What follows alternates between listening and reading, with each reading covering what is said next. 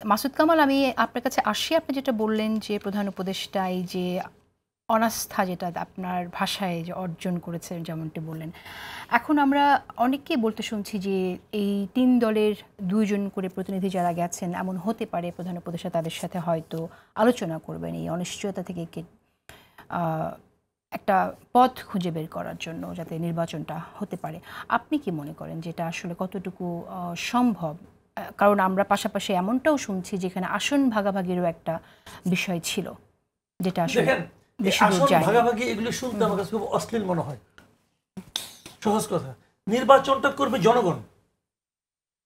জনগণকে রায় দেবে তার জন্য আপনি ডিপেন্ড করবেন। আপনি জনগণকে বাইরে রেখে বাইপাস করে আপনারা নিজেরা আসন ভাগাভাগি করবেন যে কেকের কোন টুকরাটা আমি নিব, কোনটা তুমি নেবে। এটা কি পিজা খাচ্ছে নাকি রে ভাই?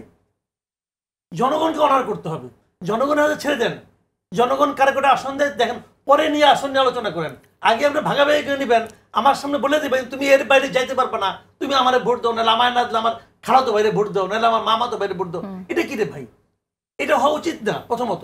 আর ২ নম্বর হলো ডক্টর ইউনূস যে কাজটা করেছেন, উনি আসলে আমি মনে করি একটা নির্বাচন অনুষ্ঠানের জন্য যে নৈতিক অবস্থানটা থাকা দরকার এটা উনি হারিয়েছেন। অলরেডি উনি হারাইছেন। উনি কোন বিবেচনায় এনসিপির ২ জন লোককে নিয়ে গেলেন এটা আবার বুঝান। যে দলে কোনো নিবন্ধন হয় নাই, এই দলটাকে বাংলাদেশের ৩য় শক্তিশালী দল। আমি আপনাকে চ্যালেঞ্জ দিয়ে বলি, এই দল এই এনসিপি বাংলাদেশের এই যে আপনার একটা দল আছে না হাত পাকা মার্কা, জাতীয় ইসলামী আন্দোলন, ওদের অর্ধেক ভোট পাবে না। আপনি আজকে লেগে রাখেন, পরে আমার দেখা বলেন আপনার পরে ইলেকশনের পরে। তাহলে এই দল থেকে ২ জনকে নিতে হবে কেন? কেন নিতে হবে? কারণ আপনার দল এটা।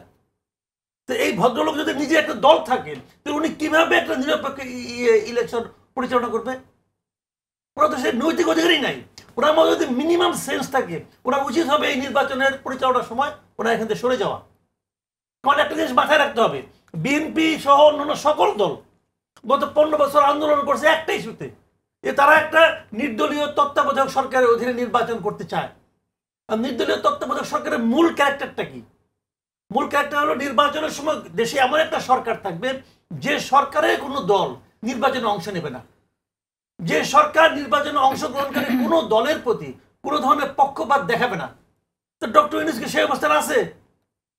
যদি এনসিপি নির্বাচনে অংশ নেয়, তাহলে এনসিপি ডক্টর ইউনূসের পক্ষপাত না, পক্ষপাত প্রাপ্ত দল না? সবসময় তাই। তো সেই নির্বাচন কিভাবে পরিচালনা করবে? আর সেই নির্বাচনকে নির্দলীয় তত্ত্বাবধায়ক অথবা নির্দলীয় একটা সরকার হিসেবে, নিরপেক্ষ সরকার হিসেবে আমাদের পলিটিক্যাল পার্টিগুলো মানবেই বা কেন? বিএনপি মানবে, কারণ বিএনপি তো দল তো ক্ষমতায় যাওয়ার দিয়ে কথা। বিএনপির মূল লক্ষ্য ভাই ক্ষমতায় যাবো আমি, যে কোনো উপায় হোক, তোমরা যে যা বলো আমি কিচ্ছু মাইন্ড করবো না, আমি খালি ক্ষমতায় যাইতে পারলে হয়। আর নীতি নৈতিকতা দরকার নাই, আর ক্ষমতায় যাই, তারপর ঠিক করবো। এই হলো বিএনপির মূল লক্ষ্য। তো তারা কিছুই বলতেছে না, দেখতেছে, তাদেরও খারাপ লাগতেছে। এটা আমি বুঝি, তারা বুঝে না। তাদেরকে সেন্স আছে, তারা যে চোখ মুখ বন্ধ করে বসে আছে যে এই লোক একটা ইলেকশন দিব, এই ইলেকশন আপনি মনে করছেন বিএনপি ক্ষমতায় গিয়ে ঠিক করবে? কি কি ঠিক করবে? কিছু ঠিক করবে না, ক্ষমতায় যাবে। ক্ষমতা যাওয়ার পর তারপর তারা বলবেন মূল লক্ষ্য ক্ষমতা যাওয়া। এবং তারা বুঝে নিছে যে ইলেকশন খেলে কোনো মতো দেও রে ভাই, যে ইচ্ছা সেই দাও, দিলেই তো আমি ক্ষমতা। আচ্ছা, এই যে বিষয়টা আপনি যেটা বললেন, এটা নিয়ে কিন্তু এখন সম্প্রতি যে আলোচনা হচ্ছে, বিশেষ করে জাকসু হওয়ার পরে অনেকেই একটু অন্যরকম বলছেন যে আগে তো জামাত কখনো ক্ষমতায় যাওয়ার কথা ভাবিনি, এখন জামাত নেতারা নিজেরাই বলছেন বিএনপিকে বিরোধী দলে যেতে হবে। এনসিপি থেকে তো দু একজন বলেছে যে বিএনপি 50-100টা আসন পাবে। আমার যে অভিজ্ঞতা বলে এগুলি কোনো রকম বাস্তব ভিত্তি নেই। এই ক্ষেত্রে সবচেয়ে লজিক্যাল যুক্তি রেখে জানেন, সবচেয়ে লজিক্যাল বক্তব্যটা এটা আমরা শুনছি অনেক সময়, যে ঢাকা ইউনিভার্সিটি, জাহাঙ্গীরনগর ইউনিভার্সিটি, এই ইউনিভার্সিটির স্টুডেন্টরা সারা দেশে ছড়াই ছিটে আসে। এদের তো সোর্স তো ওখান থেকে আসছে, কেউ পঞ্চগড় থেকে আসছে, কেউ টাঙ্গাইল থেকে আসছে, বিভিন্ন জায়গা থেকে আসছে। এরা জায়গায় যার এলাকায় বাবা আমাকে বুঝাবে যে দেখো আমরা এটা করছি, এটাই সবচেয়ে ভালো, অমুক তমুক। এইগুলো লোকের তার থেকে একটা ব্যাখ্যা। বাট এই ব্যাখ্যা প্র্যাকটিক্যালি একদম মানে অকার্যকর এই কারণে, এখানে ঢাকা ইউনিভার্সিটিতে সে ক্লাসে ফার্স্ট বয় না সেকেন্ড বয়, এটা তার বাপ্পার কাছে কোনো ম্যাটারই করে না। যে বাপ তার প্রতি মাসে টাকাটা পাঠায়, টাকা যে পাঠায়, সে হলো ডিসিশন মেকার। এটা হলো সহজ হিসাবে ভাই। ওর বাপ কিসব হইতে পারে, কিন্তু তার ফ্যামিলির সিদ্ধান্ত সেই নেয়, ও নেয় না। পরে কিছু কইতে গেলে এক ধমক দিয়ে পাশে রাখবো, তুই চুপ থাক, তুই কি বুঝস, পোলাপান মানুষ তুই কি বুঝস। কাজে এর প্রভাব ওখানে যাবে না, এইটা ওনারা বলে এক ধরনের মনের মধ্যে শান্তি পাচ্ছে। ভাই অনেক জেলা আছে যেখানে জামাতের কোনো সঙ্গে, আমি বলি আমার বৃহত্তর ময়মনসিং, জামাতকে জিজ্ঞাসা করতে বৃহত্তর ময়মনসিং তাদের কি অবস্থান, কোনো অবস্থানই নেই। কিন্তু বলে লাভ আছে ভাই, হয়তো হ্যাঁ 6 মাস পরে কি করবো আমি জানি না। আমি আজকে কথা আপনাকে বলি, ময়মনসিং তাদের কোনো অবস্থানই নেই। এক উত্তরবঙ্গ সাতক্ষীরা ওই এলাকায় দেওয়া হবো ভাই, এগুলো শুনেন একদিনে হয়ে যায় না চেঞ্জ, এটা সময় লাগে। বিএনপির হ্যাঁ বলবেন বিএনপির কোনো ওরকম তাদের ওরকম প্ল্যান কোনো নাই, পদ্ধতি নাই, হ্যান নাই, তেন নাই, এগুলো আপনি বলতে পারেন। আচ্ছা, পিয়ারের দাবি নিয়ে আমরা একটু কথা বলি।